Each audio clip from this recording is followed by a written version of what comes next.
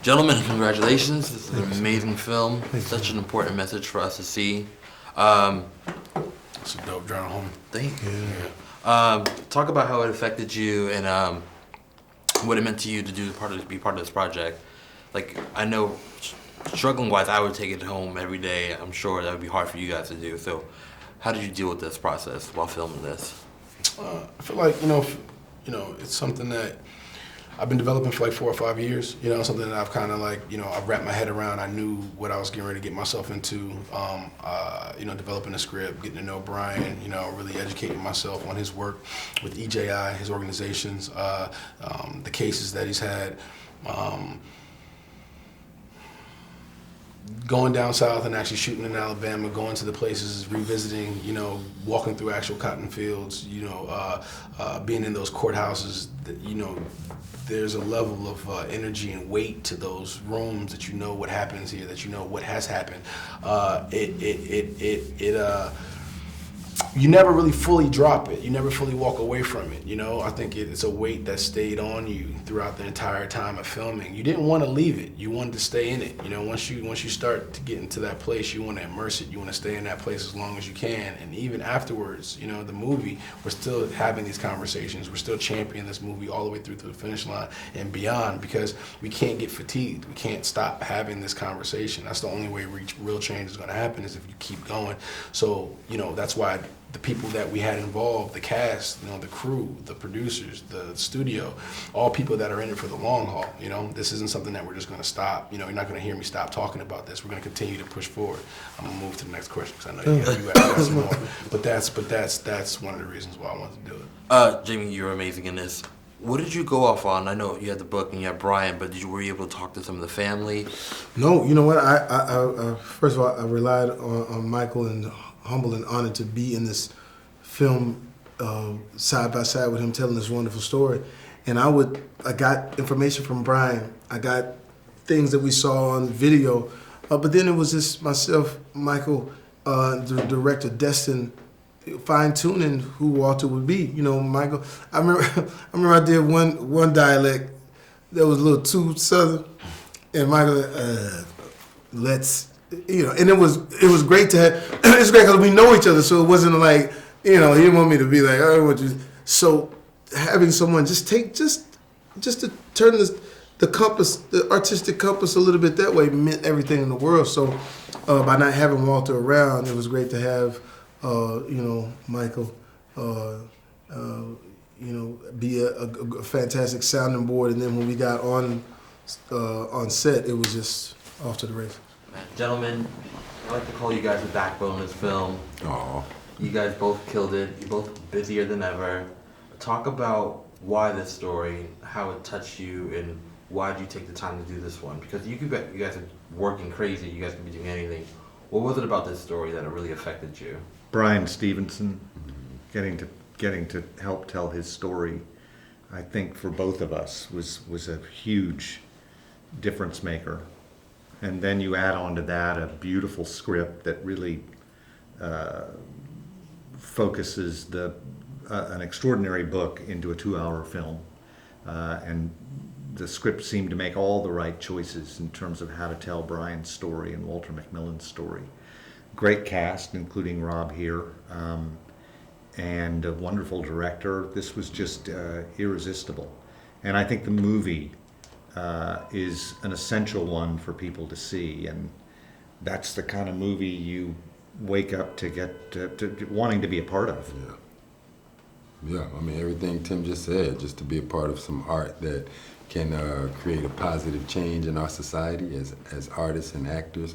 I think we thrive to be a part of those kind of projects, which come around every now and then. So yeah, and then to play with like this stellar cast and have Daniel as a director leading us all, with Warner Brothers actually behind it as much as they are behind it, it's a win-win situation. You guys have, the movie's heavy as it is, but you both have really heavy scenes. For you in particular, in jail cell, when it's time for you to, I don't want to ruin the movie for everybody, but when you have that moment, talk about the toughest day on set for you. What was that tough scene that really took a lot out of you? Oh man, you know what? I approach my work as play. You know what I mean? Like when I was taught, we go to a play. We're not going to see brain surgery. You know what I mean? So Right. we're going. If I'm having fun, then the audience can have fun. If I'm not having fun, then the audience ain't gonna have fun. So you know that scene, as heavy and as hard as it was, I was having fun, man. You know what I mean? Like because I'm living a dream essentially. You know, and I only had to do it for like maybe 11 hours, where Herbert Richardson had to do that every day of his life till that moment. Like it was real for him, like real. It was real for me, but thank God I got to take the outfit off, go home, shower, call my mom, say hi, you know what I mean? Cook my own Right. food. So when I'm there and in it, I'm there and in it, but once it's done, man, I'm back to me. Separated. What about you, Tim?